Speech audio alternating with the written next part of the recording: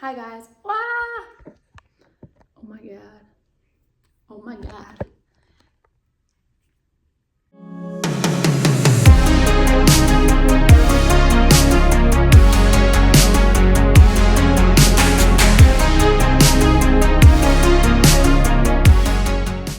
But the camera's not straight. But does it matter if the camera's straight? I don't know. Anyways, if that bothers you, I'm super sorry. This is going to be the books I have read so far in 2024 already. Now I have read, let me just check. This year it is already the end of April. So I think it's like the 28th today, 29th. Yeah, tomorrow's the 30th. And I have read 12 books so far, so I am on target. My goal is to read 40 books this year. I would love to be one of those people that can read 100, but I work full time. That's just that. I used to read a lot more because at my old job, I had the privilege of being able to walk to and from work. It was like an hour and I can read and walk. So I would just read for an hour every morning and then get the bus back, and that would be my reading for the day in the morning. At this one, I can read on the bus or the train, but it's never the same. For some reason, I find sitting down and reading like really difficult, this is a nightmare. But yeah, that is weird that I find doing two things at once easier, but that's just the way this noggin works. Anyways, I have 8 out of the 12 books that I've read this year. I don't have all of them because some of them I've either given to friends or friends let me borrow, or I have already put them in like the street libraries that we have here in Australia. I'm not going to show you them in the order I read because I have no idea and I can't be bothered to check my Goodreads, to be honest. But I have had some 5-star reads. I've also had some pretty crappy reads that I'm just one of those people that can't stop reading. Like I have to just read the book or I feel depressed. I'm not going to be telling you my reviews from Goodreads. I'm going to be giving you my raw, honest reviews right now based on how I'm feeling now. I've reflected on the book because I review a book the second I finish reading it, just because I like to capture my reaction in that moment.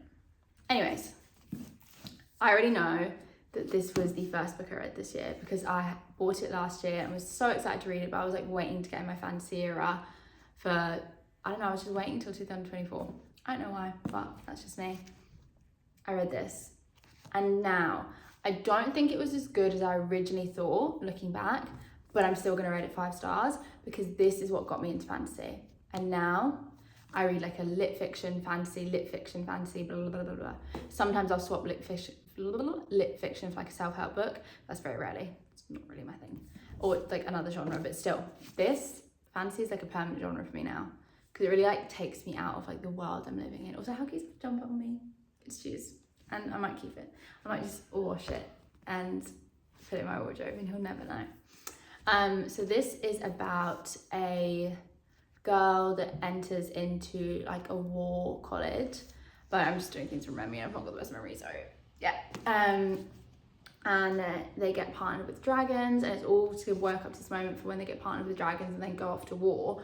Some people don't get partnered with dragons, or some people just during all the trials to get to that point. And there's also a love interest, which is like my favorite part, and I'm absolutely obsessed with him. I also actually read book 2, Iron Flame, but I borrowed that from my friend Stacey. I wouldn't say that was as good. I hated the ending. Absolutely hated it, by the way, this is a spoiler-free video. Absolutely hated the ending. I was like, ugh. But then I kept Googling it online and I saw the different like things people thought were gonna happen out of it, and then I was like, oh, okay, it does make sense. But still, at the time, I was like, I'm sad. But yeah. I also read this book. It's called, I need to sit up straight, it's terrible. It's called Maybe You Should Talk to Someone, and it's written by a therapist who is based in America, and she's just discussing just her own trials and tribulations through life and how this has impacted her as a therapist and how she analyzes therapy sessions. And it also just discusses like her different clients and how she reacts to them and how her like preconceptions of different clients are, and she just analyzes the way people think and feel. And it made me want to go to therapy. After this, I did actually book therapy sessions, which I have now quit just because I wasn't really connecting with my therapist, and it's like $300 $300 a month. It's like $150 a session with the Medicare discount, which is insane. Like, it's just too expensive. So I would rather just go on long hikes and pretend that I'm all good, because I am. Like, realistically, I think I'm sorry, a little tangent.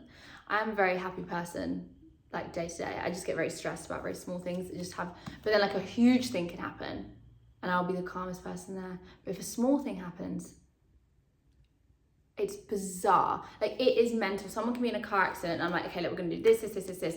So calm, so prepared, but there's dishes in the sink and I'm like, what is that? It's a disorder. That's what it is. Next, I have read ACOTAR, finally. I know everyone's read this book, but I have, oh, the sun is going now, look, not as cute. It's not very nice. Anyway, I read this, loved it. This book is a bit boring, it's a bit hard to like get into. Basically, it's about this girl who is living like below poverty line. She's a human and she hunts, wait, I'm gonna spoil this. It's fine. Everyone kind of knows the book already. She hunts this beast. Anyways, this beast turns out to be this fairy, like the high fae people. And in the end, she ends up going over, they have like a line. My parents can watch this and be like, what the heck? Wall to protect the high fae from the humans and the humans from the high fae. She ends up going over there. And let's just say, what you think is not what happens at all in this book. It's all like, what the hell? But yeah, a lot of juicy stuff in there. I've actually read, so this is book 1. This is book 4. I have no idea where book 2 and 3 are, but I also read them. This one, didn't like as much. I loved 2 and 3. 2 and 3, I would review 4s. And these, upon reflection, I did actually rate this 3, but this one I'd also review a 3. This one was just too lovey-dovey for me. Like, after all the action and like all the war that happened in like book 2 and 3, to have this one, I was just like, oh, it's kind of like a filler.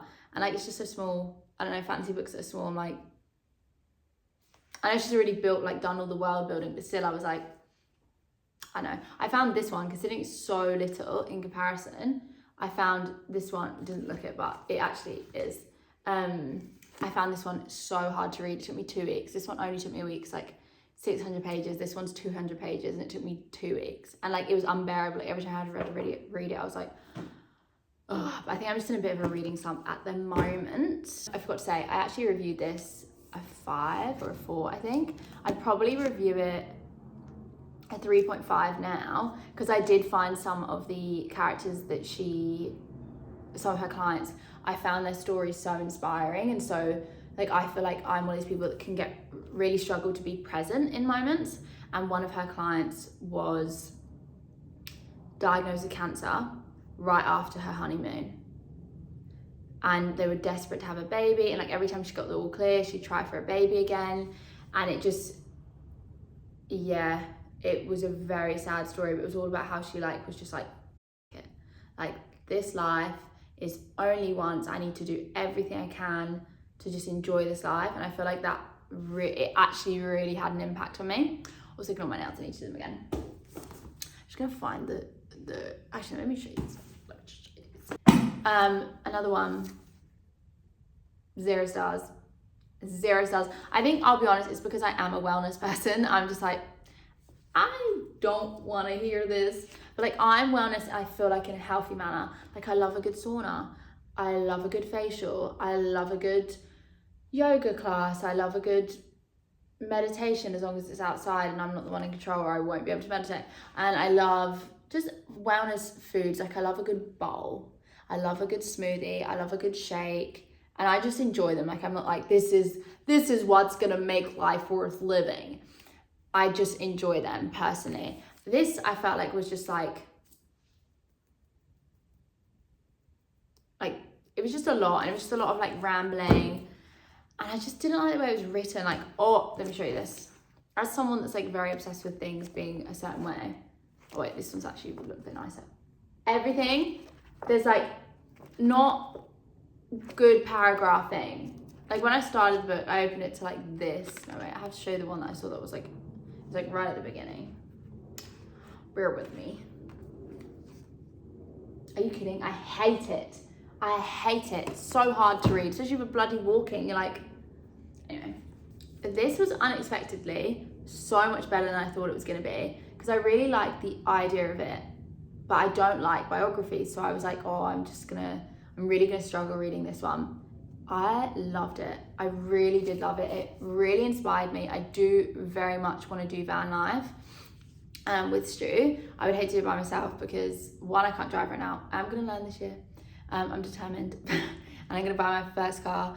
But something about this book just really awakened something in me. Even though it was so simply written, it's like the first book this year that I've actually highlighted things. Let me see if I can find some. I should really need to get those little thingies, the corner thingies, so you can mark the pages that you've highlighted. Oh, I think I just saw one. Okay. So here's just some quotes. Enthusiastic and brazen, despite all the times we barely made it out, we always seemed to find each other, to rely on each other in the chaos, but something only after doubling back in order to do so. Oh, oops. But sometimes only after doubling back in order to do so. And then she does like little quotes before she starts a new chapter. A ship is safe in harbour, but that is not what ships are built for. That's by Donna Shed. But there's some more. I just loved it. Like I was literally reading it in the car. I was reading it while camping with Stu, and I was just like, this is just amazing. Like I just feel like I can't wait to travel more one day once I've worked enough and saved enough. I'm not going to be one of those people that waits until they're like 40, 50. I'll probably do it when I'm younger and maybe take some time off work for like a prolonged period of time and just go traveling, and I cannot wait. I'm so excited for that. Like I won't do it anytime soon. I want to be a citizen here first, and then me and my partner can obviously travel together. After all, the closer you are to the masterpiece, the more you see the cracks in the paint. Isn't that so true? Like we all see these like, sorry, I'm basically reading you the book now. We glamorize everything so much, but you have no idea what anyone else is going through or anyone else's lives or whatsoever. You've just seen a picture or a video. And also I think van life is very glamorized, whereas she did not glamorize it one bit. All the like car breakdowns, like creepy men, like just really toilet situations, like so many different, like getting bogged, like getting stuck in the sand, and so many different situations. And I still loved the idea of it, so that was good. I already knew anyways because I watched so many like YouTube videos of people doing that. But here's one more quote. Grow up, go to school, get a job, get married, buy a house, have some kids, make a lot of money, buy a bunch of stuff, work constantly to afford all the stuff, and then hope you're still alive and able-bodied enough to go out and see the world. Goosebumps. I know that's such a simple quote. I know so many people have said similar things before, but there's something about reading it from someone who genuinely has not done that at all. She literally worked just to travel, and she's still traveling now. Her name is Brianna Madia. I'm not gonna read anymore because this video is too long. I thought this video was gonna be like 10 minutes max. And the last one is actually based in Australia, which I'm trying to get into more books based in Australia just because it's fun that I can now like relate to them now. Like, oh, I've been there, or like I don't know. And I actually love this book. I believe this is the author's first novel, which for a first novel, this is amazing. It's so well written, such an easy read. I was actually like just going through it so quick. So it is about a young woman who is living with her mother in the Blue Mountains, but she ends up living in the city, and she goes to visit this like New South Wales beachy town, very like the Sticks vibes. And she ends up meeting someone. They end up staying together, but they end up separating. And it was all about like this journey through being with an older man, the way a man treats you, how you accept the way someone treats you. And it was just so well written. I loved it, and I loved the story. I was enthralled.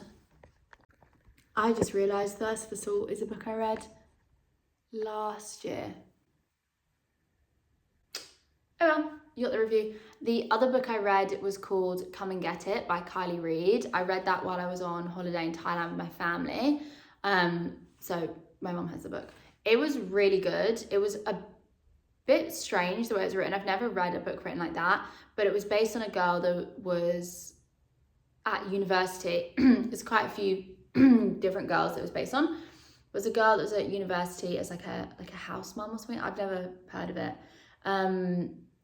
Not a house mum, like, I don't know, she got paid to like look after the dorm, whatever, make sure everything was ran smoothly. And a journalist comes into her life and ends up using her to listen to all these girls' stories with regards to class and money in the dorm. And it was just analysing the way different people see money and view money and how people respect money as well. And it was a really interesting read. I really did enjoy it. Yeah, very strangely written. I've never read a book like that before. The next book I read was called The Poetry Pharmacy. It was the red one is the one I read. I do want to read the blue one, but I didn't really enjoy it because I was reading it like just reading poetry. I like to read poetry like one a day. It's more my vibe. So I'd probably rate that 2-star. Kylie Reid's book, I'd probably rate that 2-star. This one I'd probably rate, 2.5. This one I'd probably rate, no, not this one. Ignore me. This one I'd probably rate 4 stars. And then the last book I read, 2 more books. I read Little Weirds, which is the first book I read this year, and it was so unbelievably bad.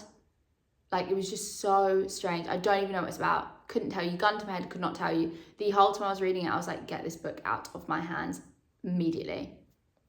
Just weird descriptions about food. Just weird. Did not like it. Yeah, it was Little Weirds. Was bloody weird. This is what I'm reading right now, actually. Just what I'd say. Very strange as well. But I'm enjoying it so far. This is actually about a young girl that's brought up in not the best family, and a journalist of like a newspaper, kind of like The Sun vibes, and a missing child that was found. Yeah. And the last book that I have actually read this year is called Penance by Eliza Clark. So good. The way it analyzes the way people just, like, the way crime is politicized and the way people discuss murder now is so weird and so like backwards. But it was all about this case, and it was just fascinating to read, to be honest. So I guess I am one of those people that is also fascinated by things that I probably shouldn't be, but I think it's natural. It's like human, we can't help it. Anyways, thank you so much for watching my video. Please let me know if you've read any of these books, or if you're going to read any of these books. And if you have any more suggestions, please don't give me them, because I literally do not need any more suggestions. I have a list of over 2,000 books that I want to read before I die. And you know what's crazy? Because I keep adding more. I just need to work from home, or just be, I don't know. I just need to not be working and just be sat. Well, actually I can't sit and read. And then just be allowed to just go walk and read for as long as I want. Forever. That's what I need if I want to get through all these 3,000 books.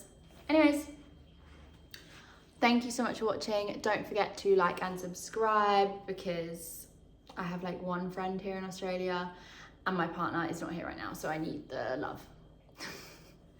Bye.